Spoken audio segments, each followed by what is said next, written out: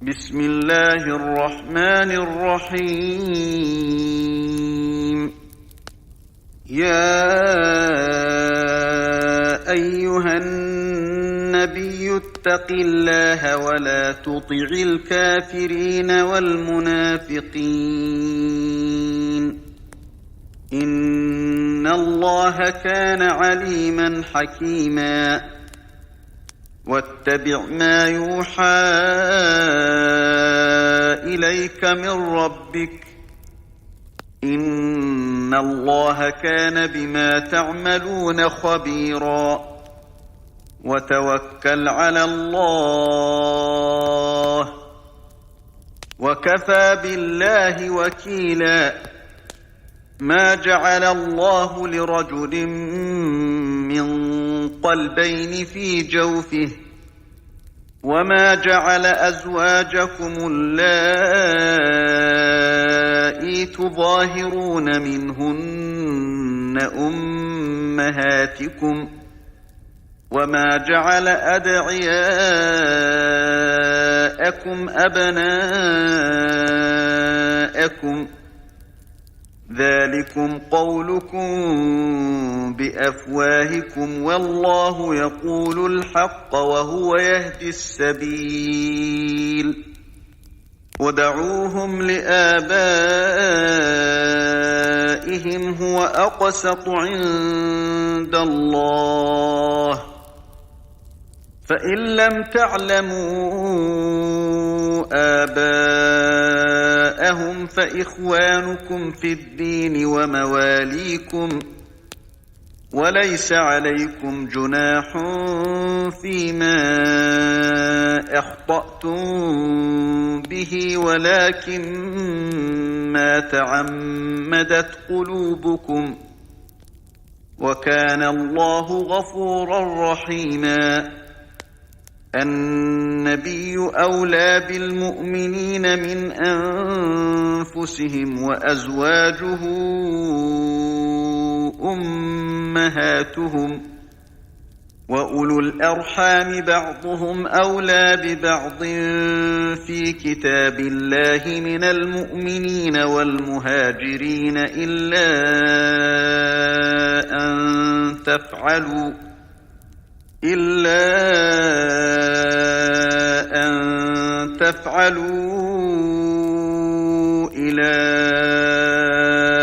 أوليائكم معروفا، كان ذلك في الكتاب مسطورا. وإذ أخذنا من النبيين ميثاقهم ومنك ومن نوح وإبراهيم وموسى وعيسى بن مريم وأخذنا منهم ميثاقا غليظا، ليسأل الصادقين عن صدقهم، وأعد للكافرين عذابا أليما. يا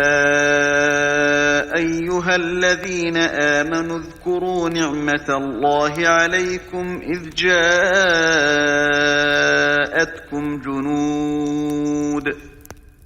إذ جاءتكم جنود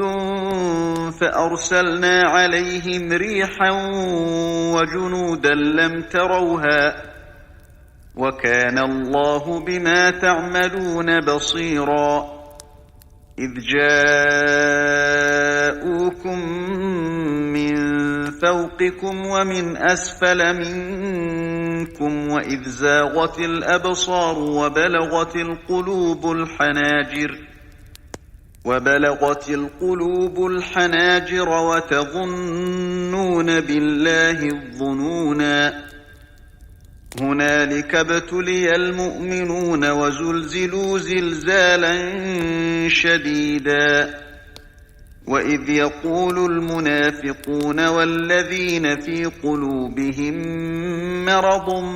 ما وعدنا الله ورسوله إلا غرورا. وإذ قالت طائفة منهم أهل يثرب لا مقام لكم فارجعوا ويستأذن فريق منهم النبي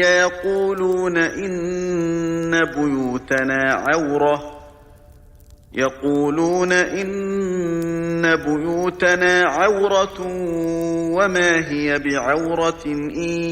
يريدون إلا فرارا ولو دخلت عليهم من أقطارها ثم سئلوا الفتنة لآتوها وما تلبثوا بها إلا يسيرا ولقد كانوا عاهدوا الله من قبل لا يولون الأدبار وكان عهد الله مسئولا قل لن ينفعكم الفرار إن فررتم من الموت أو القتل وإذا لا تمتعون إلا قليلا قل من ذا الذي يعصمكم من الله إن أراد بكم سوءا أو أراد بكم رحمة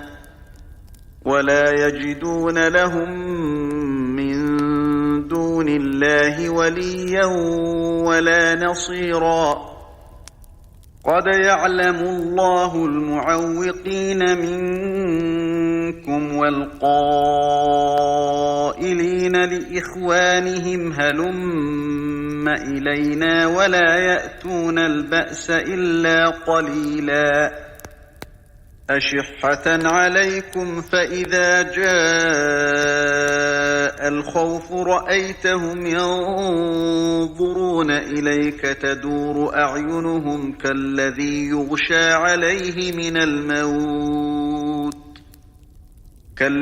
يغشى عليه من الموت فإذا ذهب الخوف سلقوكم بألسنة حداد أشحة على الخير أولئك لم يؤمنوا فأحبط الله أعمالهم وكان ذلك على الله يسيرا يحسبون الأحزاب لم يذهبوا وإن يأتي الأحزاب يودوا لو أنهم بادون في الأعراب يسألون عن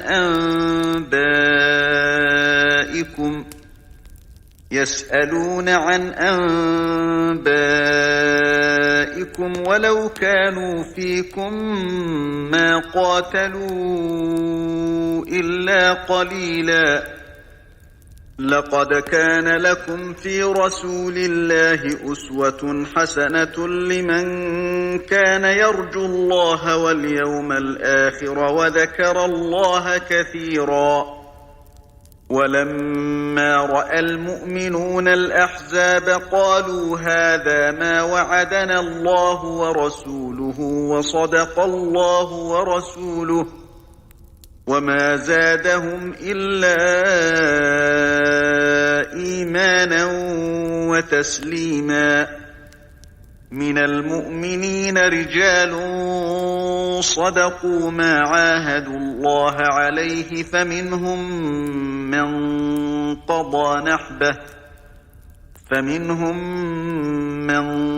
قضى نحبه ومنهم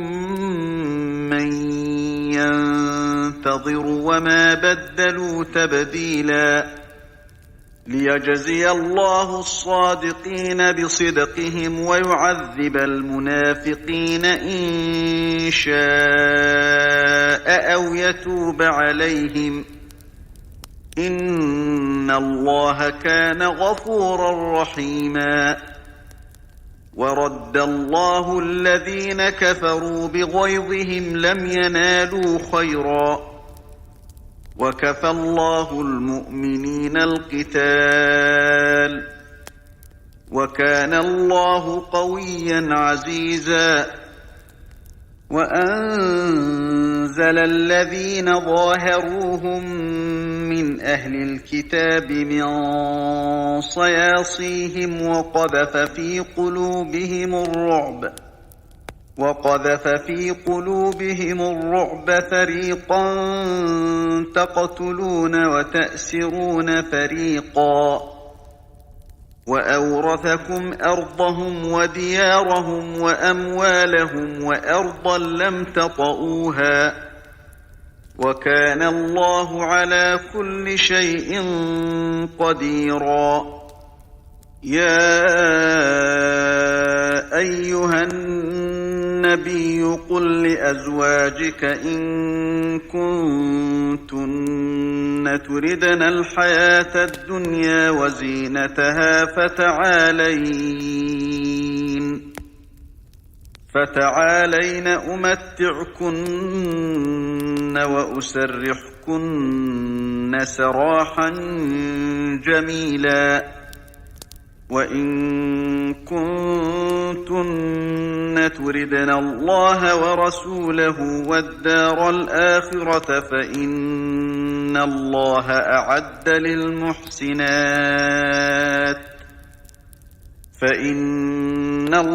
أعد للمحسنات منكن أجرا عظيما يا نساء النبي من يأت منكن بفاحشة مبينة يضاعف لها العذاب ضعفين وكان ذلك على الله يسيرا ومن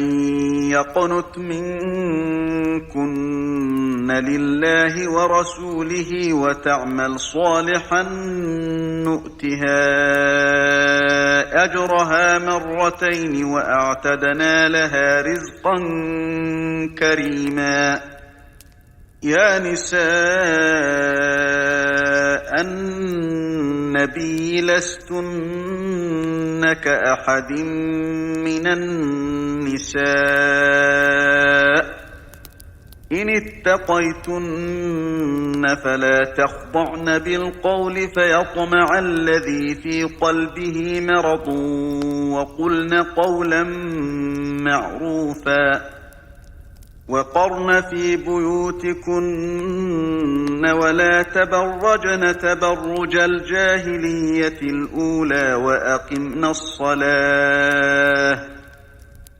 وأقمنا الصلاة وآتينا الزكاة وأطعنا الله ورسوله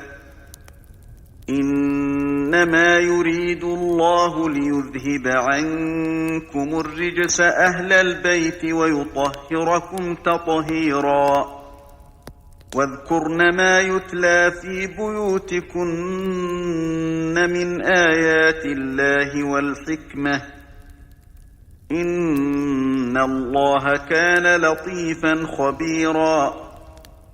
إن المسلمين والمسلمات والمؤمنين والمؤمنات والقانتين والقانتات والصادقين والصادقات والصابرين والصابرات والخاشعين والخاشعات والمتصدقين والمتصدقات والصائمين والصائمات والحافظين فروجهم والحافظات والذاكرين الله كثيرا والذاكرات أعد الله لهم مغفرة وأجرا عظيما وما كان لمؤمن ولا مؤمنة إذا قضى الله ورسوله أمرا أن يكون لهم الخيرة من أمرهم ومن يعص الله ورسوله فقد ضل ضلالا مبينا وإذ تقول للذي أنعم الله عليه وأنعمت عليه أمسك عليك زوجك واتق الله وتخفي في نفسك ما الله مبديه وتخشى الناس والله أحق أن تخشاه فلما قضى زيد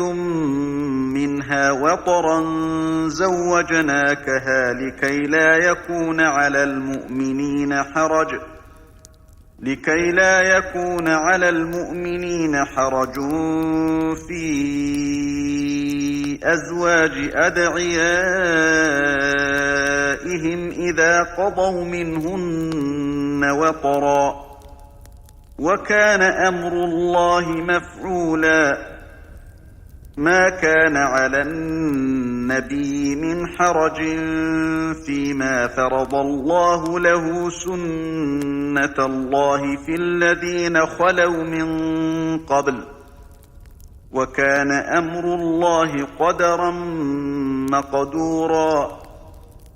الذين يبلغون رسالات الله ويخشونه ولا يخشون أحدا إلا الله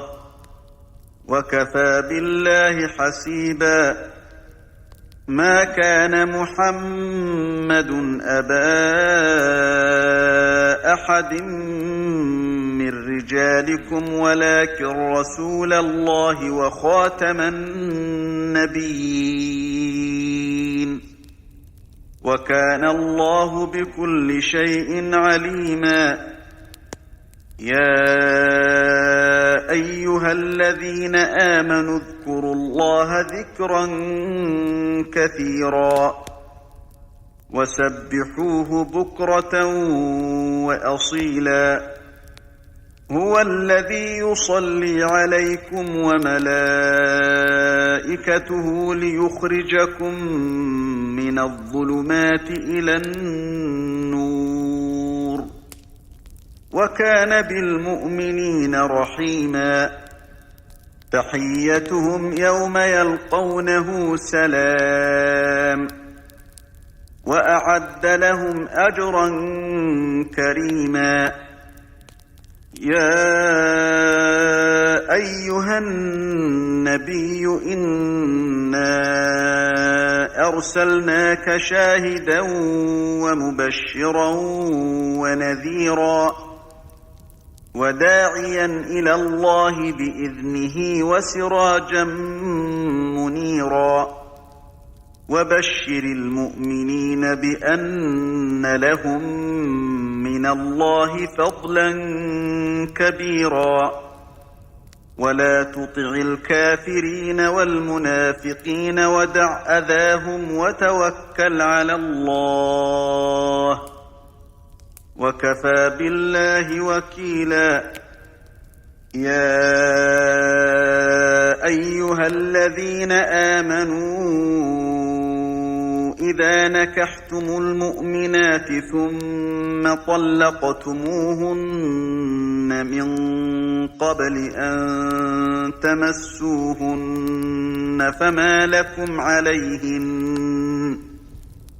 فما لكم عليهن من عدة تعتدونها فمتعوهن وسرحوهن سراحا جميلا يا أيها النبي إنا أحللنا لك أزواجك اللاتي آتيت أجورهن وما ملكت يمينك مما أفاء الله عليك وبنات عمك وبنات عماتك وبنات خالك وبنات خالاتك اللاتي هاجرن معك وامرأة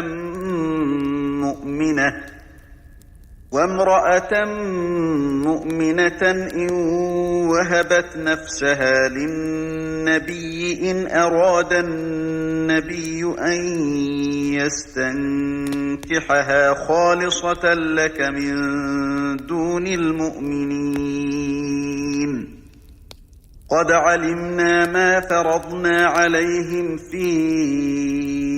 أزواجهم وما ملكت أيمانهم لكي لا يكون عليك حرج، وكان الله غفورا رحيما. ترجي من تشاء منهن وتؤوي إليك من تشاء ومن ابتغيت ممن عزلت فلا جناح عليك. ذلك أدنى أن تقر أعينهن ولا يحزن ويرضين بما آتيتهن كلهن، والله يعلم ما في قلوبكم، وكان الله عليما حليما. لا يحل لك النساء من بعد ولا أن تبدل بهن من أزواج ولو أعجبك حسنهن إلا ما ملكت يمينك، وكان الله على كل شيء رقيبا. يا أيها الذين آمنوا لا تدخلوا بيوت النبي إلا أن يؤذن لكم إلى طعام غير ناظرين إناه ولكن إذا دعيتم فادخلوا فإذا طعمتم فانتشروا ولا مستأنسين لحديث، إن ذلكم كان يؤذي النبي فيستحيي منكم والله لا يستحيي من الحق. وإذا سألتموهن متاعا فاسألوهن من وراء حجاب، ذلكم أطهر لقلوبكم وقلوبهن. وما كان لكم أن تؤذوا رسول الله ولا أن تنكحوا أزواجه من بعده أبدا، إن ذلكم كان عند الله عظيما. إن تبدوا شيئا أو تخفوه فإن الله كان بكل شيء عليما. لا جناح عليهن في آبائهن ولا أبنائهن ولا إخوانهن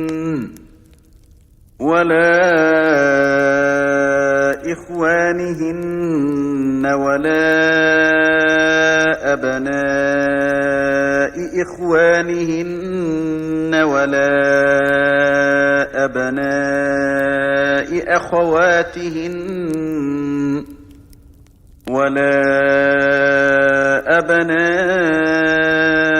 أخواتهن ولا نسائهن ولا ما ملكت أيمانهن،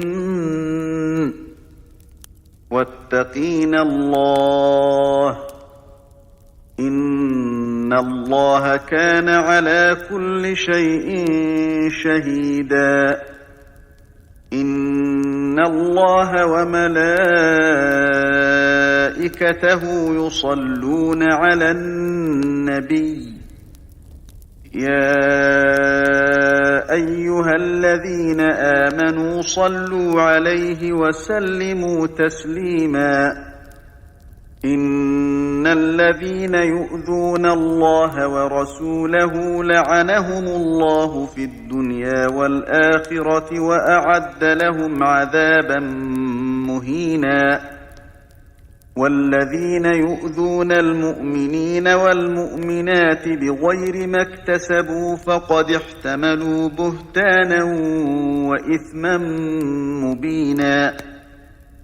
يا أيها النبي قل لأزواجك وبناتك ونساء المؤمنين يدنين عليهن من جلابيبهن ذلك أدنى أن يعرفن فلا يؤذين وكان الله غفورا رحيما لئن لم ينته المنافقون والذين في قلوبهم مرض والمرجفون في المدينة لنغرينك بهم ثم لا يجاورونك فيها إلا قليلا ملعونين أينما ثقفوا أخذوا وقتلوا تقتيلا سنة الله في الذين خلوا من قبل ولن تجد لسنة الله تبديلا يسألك الناس عن الساعة قل إنما علمها عند الله وما يدريك لعل الساعة تكون قريبا إن الله لعن الكافرين وأعد لهم سعيرا خالدين فيها أبدا لا يجدون وليا ولا نصيرا يوم تقلب وجوههم في النار يقولون يا ليتنا أطعنا الله وأطعنا الرسولا وقالوا ربنا إنا أطعنا سادتنا وكبراءنا فأضلونا السبيلا ربنا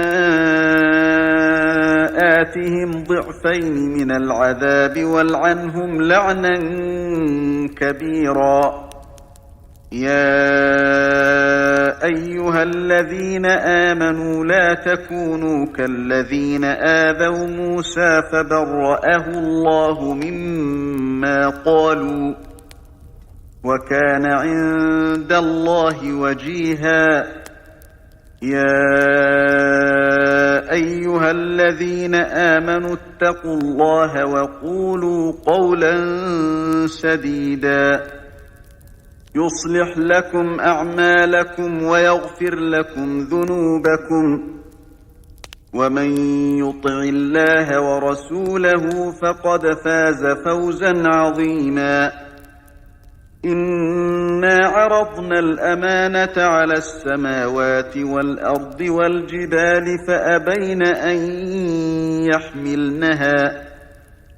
فأبين أن يحملنها وأشفقن منها وحملها الإنسان إنه كان ظلوما جهولا